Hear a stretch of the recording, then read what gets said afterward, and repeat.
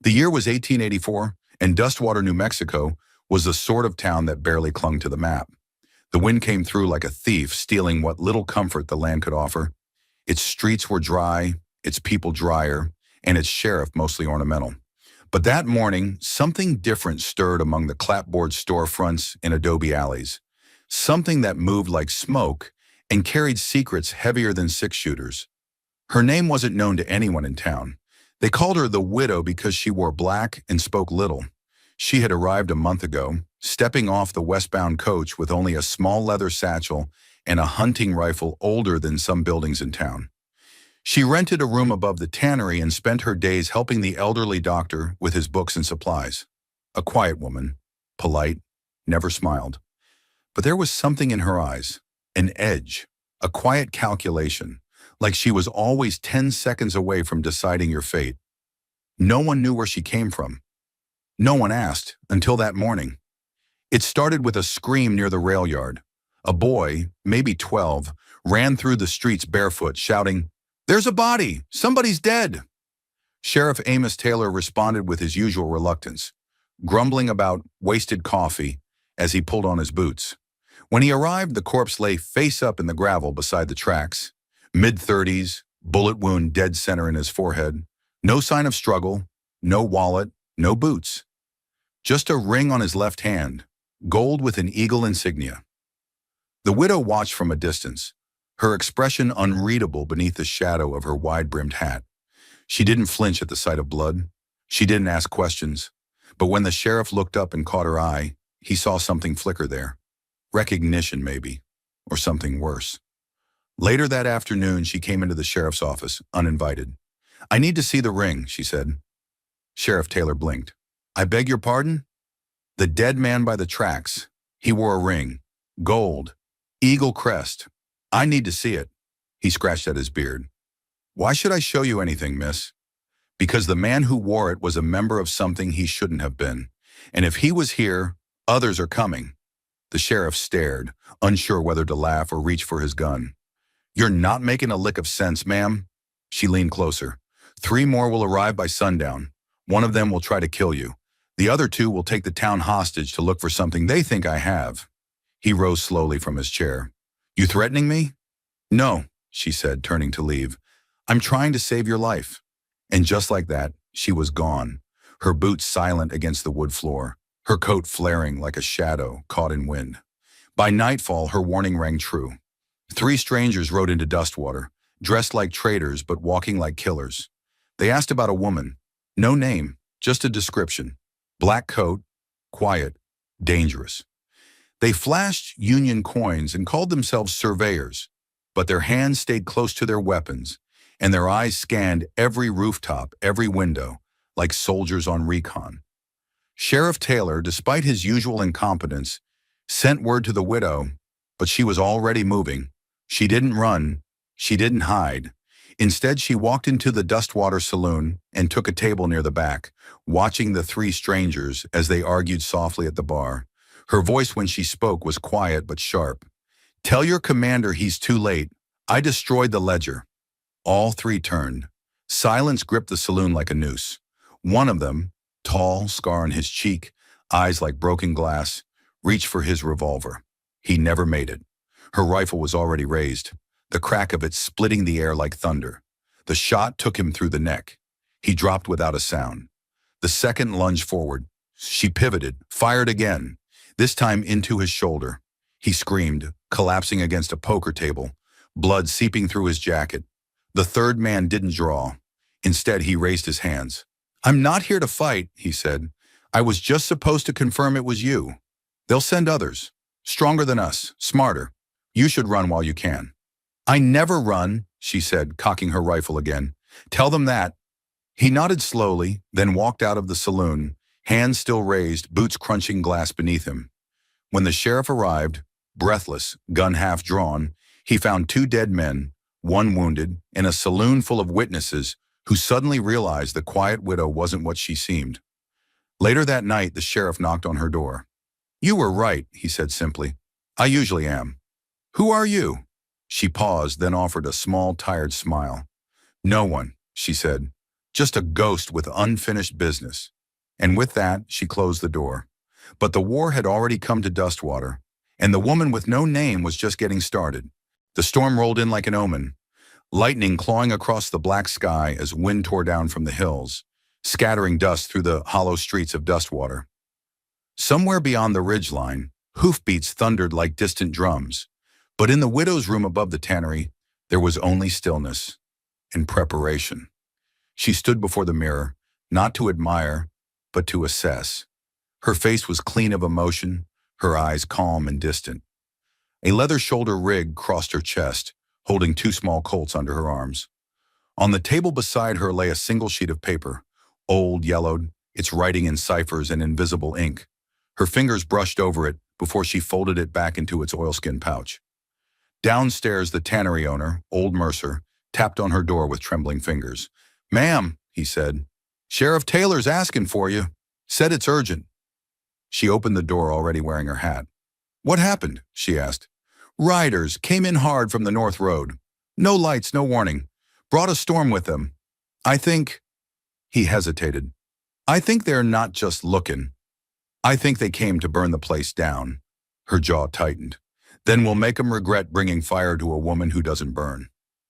At the sheriff's office, Taylor was pacing. 5 riders. One of 'em's that pale bastard who walked out of the saloon last night. He came back with help. Camped out near Miller's old barn, setting up like they planned to siege the town. He looked up at her. "You said you destroyed the ledger." "I did." "Then what the hell do they want?" She stepped toward the window, watching lightning split the sky over the barn's silhouette. "They want what's inside my head," she said. "Names, coordinates, codes my father embedded in me before he died.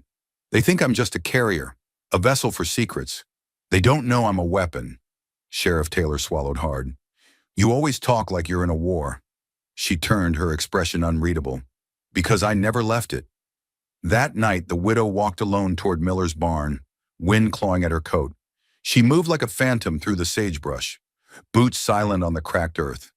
In her satchel was a message, one her father had taught her to deliver only once. The enemy's fire was easy to find. 5 figures around a low flame, armed and armored like mercenaries. One of them stood apart, pale, hair slicked back, coat pressed even in the wind. The man from the saloon. "I told them you'd come," he said, as if greeting an old friend. "But they didn't believe me." "I don't care what they believe," the widow said. "Only what they bleed." He chuckled. "You're not what I expected." "Neither are you." From the dark, the others raised their weapons. But the widow didn't flinch. Instead, she tossed a small metal sphere into the fire. A flash, smoke, screams, and then chaos. In seconds, she was in motion, drawing both Colts and cutting down the nearest 2 men before they could even see. The third lunged, blade in hand. She dropped low, fired twice. He spun, crumpling into the dirt. The fourth ran. He didn't get far. And then there was one. The pale man who hadn't drawn his gun, hadn't even moved. He stood in the smoke, smiling. "You've been trained," he said, "but you're not the only one." The widow raised her pistols. "Maybe not," she said, "but I'm the last one you'll meet." He moved fast, faster than she expected, but not faster than her. One shot, clean, right through his heart. He staggered, eyes wide with something like surprise, and then fell. By dawn, the barn was ash and the threat was dead. Sheriff Taylor found her walking back into town, blood on her coat, dust on her boots, but her face calm as ever. "You took them all down," he said, "alone." She nodded. "I told you. This is war." "War against who?" She looked past him to the rising sun, eyes hard as flint. "The ones who killed my father, the ones who think this country is for sale. I don't know their names yet, but I will. And when I do, they'll wish I stayed dead with him." And with that, she disappeared into the morning light, leaving only footprints and fear. The next day came quiet, but the quiet was a lie. Dustwater had gone back to its usual rhythm, horses pulling carts, mothers sweeping porches, children kicking cans in the street. But something in the air had shifted. They all felt it. No one said it out loud, But the townsfolk moved quicker, eyes checking over shoulders, hands hovering just a little closer to holsters. In the sheriff's office, the widow leaned over an old yellowed map. Sheriff Taylor and Deputy Roy stood nearby, neither speaking as she traced a line across the parchment with one gloved finger. "This," she said at last, tapping the northwest edge near Diablo Ridge, "was where my father last reported before he disappeared. Not during a cavalry mission, during a covert assignment. He wasn't scouting Indians, Sheriff. He was scouting agents." Roy blinked. "Agents? From where?" "Europe. Mostly French and Spanish interests, some Prussians too. They'd already made arrangements with certain Confederate officers before the war ended, and some of those loyalties never died." She looked up. "The same ones funding these new mercenaries. And they want what he buried in the caves beneath Diablo Ridge." Taylor frowned. "What the hell's under that ridge?" "My inheritance," she said softly, "and the reason he died." The ride to Diablo Ridge took most of the afternoon. The widow didn't speak much. She wore her father's old hat pulled low, his rifle strapped across her back, her mind sharp and cold. As they rode, Roy tried to break the silence. "You ever think about settling down?" he asked with a chuckle. "You know, after all this?" She didn't look at him. "After all this, Roy, there won't be much left of me to settle." They reached the base of the ridge by sundown. It was a dead place, jagged rocks jutting out like bones, buzzards circling far above. The widow led them to a narrow crevice half hidden by brush and thyme. "My father called it the mouth," she explained, dismounting. "Said only those who knew the truth should ever enter. I thought it was a story." Taylor lit a lantern. "What are we expecting inside?" She slid her revolver from its holster. "Proof, names, documents, and maybe some ghosts." Inside the cave, the air was cold and close. Their boots echoed through the tunnel as the lantern cast shifting shadows against the damp stone. About 20 paces in, they reached it. An iron lockbox, half buried in the ground, just where her father's journal had said it would be. She dropped to one knee and brushed away the dirt. "Roy," she said, "keep watch at the entrance." He nodded and backed away. She opened the box with a key worn smooth from years of use. Inside were documents sealed in wax, maps with red marks she recognized as smuggling routes, coded letters, and, beneath it all, a single black envelope bearing the seal of the U.S. War Department. She exhaled slowly. He really was what they said. Taylor whistled. "This changes everything." She nodded. "Which means they'll be coming." Right then, from outside came the shout of warning. Roy's voice, sharp and panicked. "Incoming!" She stuffed the papers into her satchel just as bullets exploded off the stone around them. The cave mouth lit up in flashes of gunfire. Someone was already inside. "Back tunnel," she said, grabbing Taylor by the collar. "Move!" They ran through the twisting darkness, the widow's boots never slipping, every turn etched into her memory from old maps and old stories. Behind them came the sound of boots. 6, maybe 7 men. Trained, silent, fast. At a fork, she stopped. "Sheriff, go left. Find Roy. Cover the ridge." "What about you?" She loaded her rifle. "I'll slow them down." She waited in the shadows. 1 breath. 2. 3. Then the first man stepped into view. She fired, then again, then again. When she emerged from the cave, smoke clung to her coat, her rifle empty. Blood splattered across her glove. Roy was on a rock above the ridge, laying down cover fire. Taylor stood by the horses, already in motion. The widow didn't say a word. She just mounted her horse and rode. There would be no rest tonight. What her father had left behind was too valuable, and too dangerous. And now everyone would be coming for her. The fire in the sheriff's stove crackled as the wind howled across Dustwater's rooftops, carrying dust and tension with it. Outside, the town tried to sleep. Inside, the widow couldn't. The documents retrieved from Diablo Ridge were spread across the sheriff's desk. Maps inked with names of border agents, coded telegraphs from European consulates, records of payments made to known traders. But it was the letter that gripped her now. A simple sheet, folded twice, tucked between ledger pages. No seal, no cipher. It began, "For my daughter, if they ever come for me." Sheriff Taylor and Roy sat nearby, silent. They knew better than to interrupt. My father never wrote anything without reason, she murmured, eyes scanning the page. This, this wasn't just a goodbye. It's a warning. Roy leaned forward. What's it say? That I'm not alone. That if they killed him, they'd come for me next.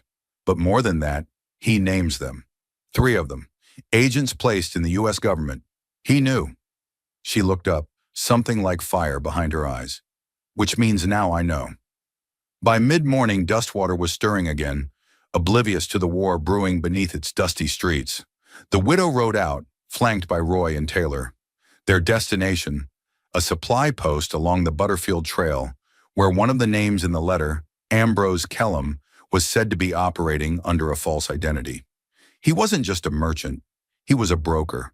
For secrets, for weapons, for treason.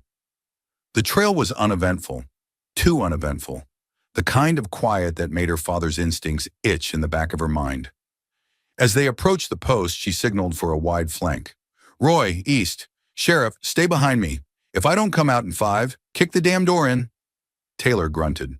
That your version of a plan? That's my version of a promise. She dismounted, adjusted the strap on her rifle, and stepped through the swinging doors of Kellum's store. It looked ordinary enough. Rows of feed, rifles on racks, a pot of beans simmering in the corner. Kellum himself stood behind the counter, round-faced and sweating. Morning, miss. Something I can help? Don't lie, she said flatly, walking right up to the counter. Not unless you want a bullet before breakfast. He went pale. I'm not sure what you mean, ma'am. She laid the letter on the counter. You know exactly what I mean. Ambrose Kellum, former Confederate code runner, currently feeding stolen army reports to European buyers. One of 3 named in my father's final confession. The blood drained from his face. Colonel Hawkins, he whispered. So you do remember him. Kellum swallowed. He said he'd never tell. We had an agreement. He also said if you came near me after his death, he'd make sure the gallows waited. Guess what, Kellum? I'm his voice now. Behind her, the door creaked. Kellum's hand darted under the counter, but she'd already drawn. 1 shot. His pistol clattered to the floor before he could fire, his hand mangled. You won't need that anymore. Roy rushed in from the side, Taylor behind him, weapons raised. The widow didn't move. She picked up the ledger from behind the counter and flipped it open. Inside were columns of numbers, names, coded routes. Another piece of the puzzle. We take him back to Dustwater, and we make him talk. By nightfall, the widow sat alone in her father's study. Her eyes burned from reading, but the pieces were forming something new. 3 names, 3 locations, 3 betrayals, and 1 name she hadn't expected, Isaiah Blackwood, a ghost from the Raven's Claw gang. She thought she'd finished that story, but now it seemed Blackwood hadn't been just a gang leader. He'd been working for someone, and he was still out there, waiting. The train whistle echoed across the canyon walls, low and mournful, like a warning no one had time to heed. Dustwater Station stood quiet in the morning sun, its usual crowd thinned to a few laborers and a half-asleep station clerk sipping watered-down coffee. But behind the freight platform, hidden beneath the canvas of an abandoned supply wagon, sat the widow, her rifle balanced across her lap like an extension of her breath. Her eyes weren't on the tracks. They were on the man who had just stepped off the train, Isaiah Blackwood. She knew that gait, confident, slow, the kind that didn't worry about bullets or consequence. His black coat fluttered in the breeze, wide-brimmed hat casting shadow over the jagged scar that ran beneath his right eye. He was supposed to be dead. She had shot him herself. But ghosts, it seemed, had a nasty habit of crawling back when you needed them least. Blackwood walked with 2 companions, strangers, well-dressed, military posture. European. The same accent she remembered from the camp near Table Mesa. Roy's voice crackled through the small receiver tucked beneath her collar. You sure it's him? I'd bet my father's watch on it. Sheriff Taylor came next. Orders? Let him walk, for now. The widow tracked them with her scope as they moved toward the old telegraph office at the edge of town. That office hadn't sent a real transmission in months. It was a shell, boarded up and forgotten, which made it the perfect place for a meeting not meant to be recorded. She moved fast and low, ducking between buildings, keeping to the shadows. Her boots barely disturbed the dirt. 10 years ago, her father had shown her how to blend into the desert like a ghost. Now she moved like one. At the rear of the telegraph building, she paused, placing a palm against the splintered wood. Voices inside. Still haven't recovered the cipher, but we know she has the key. Blackwood's voice. Rougher now, but unmistakable. And the colonel's daughter? She's more dangerous than anyone expected. A bitter chuckle. We told you. Jonathan Hawkins didn't train a daughter. He forged a weapon. She drew in a breath, steadying the fire boiling in her blood. They knew her, watched her, used her father, killed him. A new voice spoke, refined, European. Miss Hawkins is an asset or a threat. There is no in-between. Retrieve the watch or erase her. The next moment was instinct. The door exploded inward on her boot. Her rifle was already at her shoulder. Step away from the map and put your damn hands where I can see them. Blackwood turned slowly, hands lifted, amused. Well now, ain't this a familiar feeling?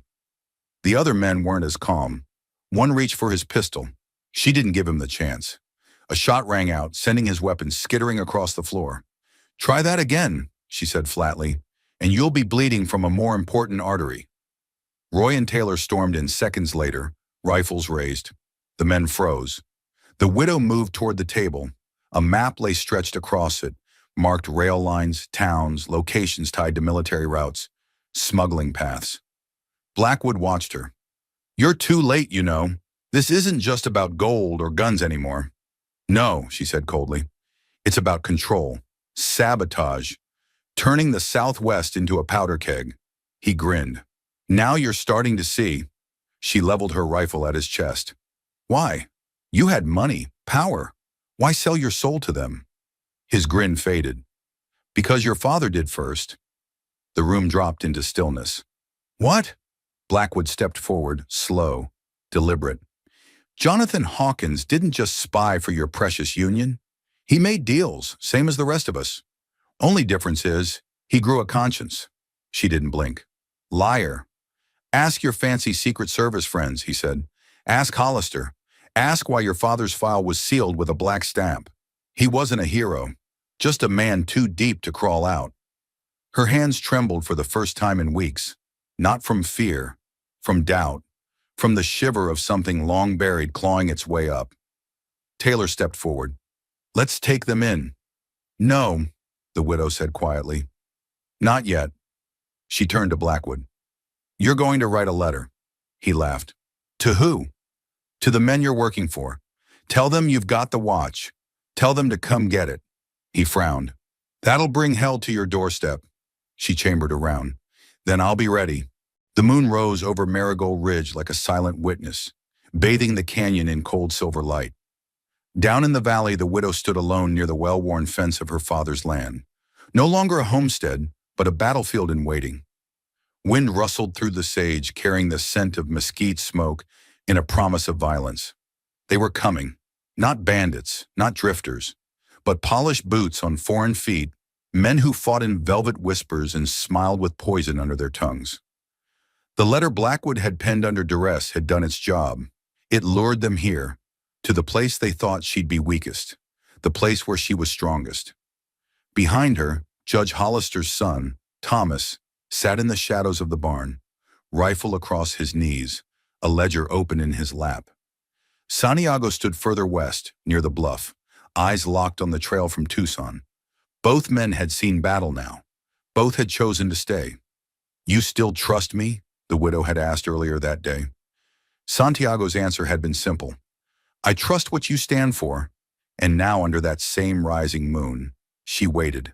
At 2:14 a.m., the silence broke. 3 riders, then 5, then more, 10 men in total, all moving with the precision of a military escort. At their center, a black stagecoach, windows curtained, wheels soundless on the sand. It stopped at the edge of the Hawkins property.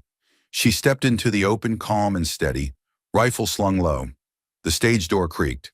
From within stepped a woman, tall, elegant, draped in midnight silk. Her face was smooth and ageless, but her eyes held centuries of calculation. "Miss Hawkins," she said with a European accent as sharp as cut glass, "or do you prefer Elena now?" "I prefer the truth." The woman smiled thinly. "Then let's trade the watch for answers." Elena tossed the silver timepiece forward.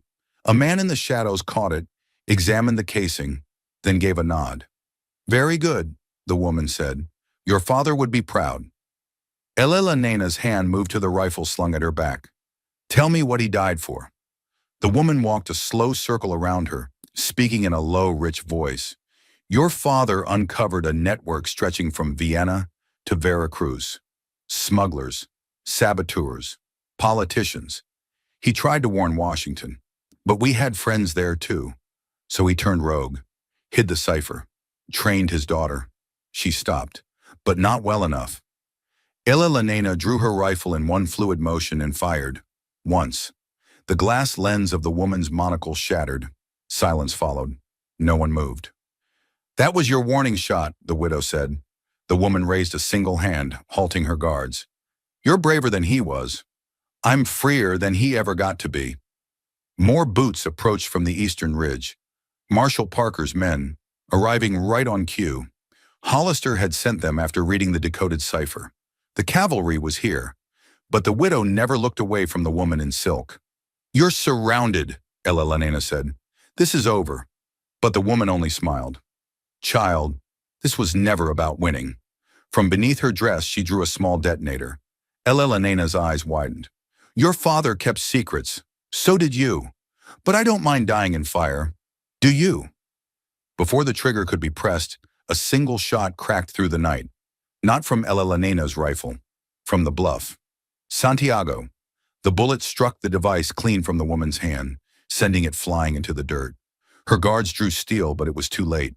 Parker's men poured from the shadows. Orders shouted, hands raised, firepower leveled. The black stagecoach men were disarmed and bound before a word more could be said. Elena approached the woman, who now knelt in the dust, stunned. "You gambled wrong," the widow said. "And yet," the woman replied, bitterly amused, "you still don't know everything." "Maybe not," Elena whispered, "but I know how to finish a fight." By sunrise, the ridge was quiet again. The prisoners were en route to Fort Yuma. Santiago sat near the porch, sipping bitter coffee. Parker had taken Blackwood into full custody, and Hollister had promised the government would finally open the files, her father's included. But Elena didn't wait for paperwork. She stood by her father's grave, the silver watch in her palm once more. "This ends with me," she whispered. Then she turned, saddlebag packed, Winchester loaded, a new trail waiting on the horizon. The West was still wild, but so was she, and the legend of the widow sharpshooter had only just begun. And so, across these unforgiving lands, another tale drifts away with the wind. If this quiet courage, this stubborn heart touched you in any way, leave a like, share your thoughts in the comments, and pass this story on to someone who needs it. Don't forget to subscribe, because out here there are still so many truths left to tell, each one carved from pain, hope, and dust. This is Wild West Stories. Thank you for watching.